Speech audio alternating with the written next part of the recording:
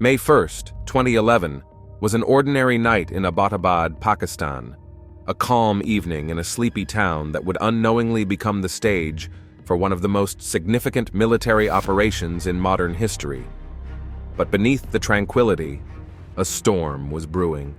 Deep inside a fortified compound, Osama bin Laden, the world's most wanted man, sat quietly in his private quarters. His every move had been tracked, his every plan scrutinized. But tonight, as he sat within the walls of the high-security compound, he had no idea that his time had come.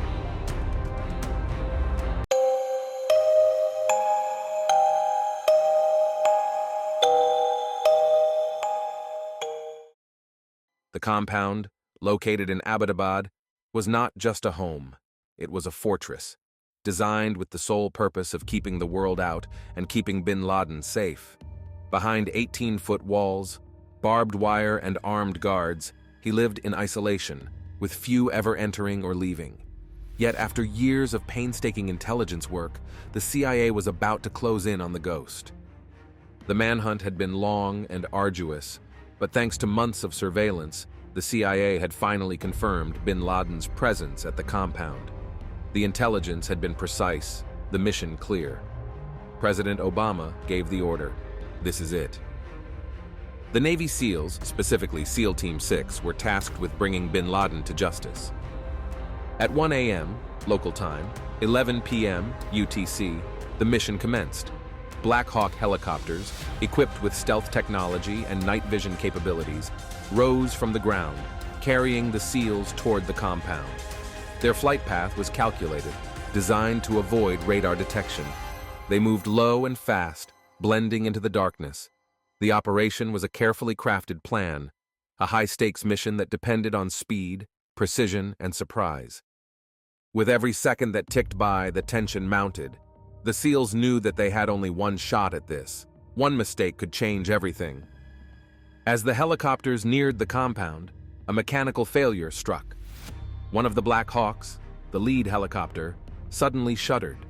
The aircraft, carrying the primary team of SEALs, had encountered turbulence, and its failure forced it to make an emergency landing inside the compound's perimeter. The moment was a jolt of panic. For a split second, the mission hung in the balance. But these were no ordinary men. SEAL Team 6 was built to adapt. The backup helicopter arrived almost immediately, with additional SEALs and equipment. The mission was still on track. The team didn't hesitate. They deployed from the helicopters, moving quickly toward the compound's walls. They were inside in seconds, and the clock was ticking. 1:03 a.m. The SEALs breached the compound's outer walls. Their movement was calculated, smooth, almost silent. Every step was deliberate, every motion measured. The compound had been designed with heavy security, but none of it stood a chance against the professionalism and skill of the SEALs. The team moved like shadows, clearing the outer perimeter swiftly.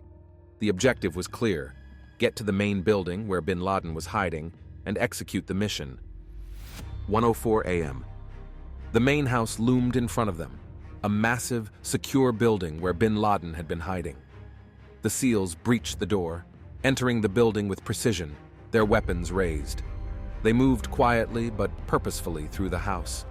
The first floor was clear, with no signs of immediate resistance, but they knew better than to be complacent. Every floor was a potential threat. They moved up to the second floor, sweeping every room. It was quiet, too quiet. The tension was palpable, but the SEALs had trained for moments like this. They weren't just soldiers, they were tacticians, trained to think 3 steps ahead. They reached the third floor, where the final showdown would take place. 1:06 a.m. The team reached the third floor. This was it. They had tracked bin Laden for nearly a decade, and now they were steps away from confronting him. They moved quickly down the hall, their heartbeats pounding in their ears. Then they saw him.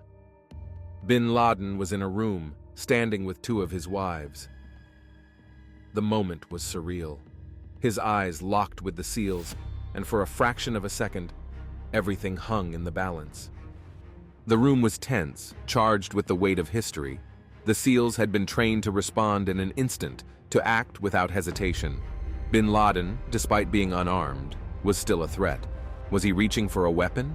Was he planning something? The SEALs didn't wait for answers.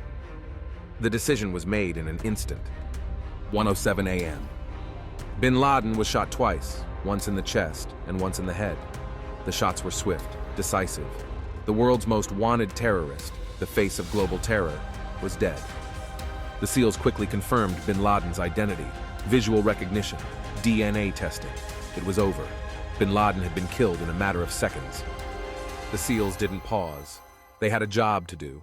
They secured the area, ensuring there were no more threats. His wives and children were detained, and the compound was thoroughly searched for intelligence. 1:09 a.m. Now that Bin Laden was dead, the SEALs moved into high gear. They had Bin Laden's body, but this wasn't just about killing him. It was about gathering every shred of intelligence possible. Every piece of information Bin Laden had was crucial. His computers, documents, and hard drives were carefully collected. This wasn't just about a man, it was about dismantling a network. The room was cleared. The house was systematically swept for more intelligence. The team was relentless. Every drawer, every closet was checked. The SEALs knew the importance of the information they were gathering. This was the key to shutting down al-Qaeda once and for all. 1:20 a.m. With the mission complete, the SEALs began the extraction process. Bin Laden's body was carefully loaded into the helicopter. They had done what they came for, but now they had to get out, fast. The SEALs knew they had only minutes before the operation could be compromised.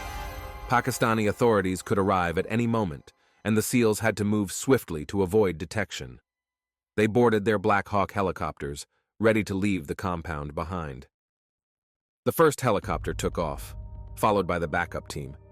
Every moment was critical. There would be no time to relax until they were safely back at base. 2 a.m. The helicopters ascended into the night sky, taking Bin Laden's body and the vital intelligence with them. As they flew back toward their base, the SEALs remained vigilant. They had just taken down the leader of al-Qaeda, but the mission wasn't over yet. The world had to be told, but that would come later. 3 a.m. U.S. time. Back at the base, the news was confirmed. Bin Laden was dead. President Obama was briefed, and the world waited. The operation had been a success. The SEALs returned to their base with Bin Laden's body and intelligence materials in tow. They had eliminated the threat and taken a vital step toward dismantling al-Qaeda. Bin Laden's burial. Bin Laden's body was flown to the USS Carl Vinson for identification and preparation. The decision was made to bury him at sea, in accordance with Islamic traditions, and to prevent his grave from becoming a shrine for extremists. Bin Laden was buried at sea within 24 hours of his death, ending the era of one of the most infamous terrorists in history. 3:30 a.m. U.S. Eastern Time. President Obama addressed the nation, announcing, "Justice has been done."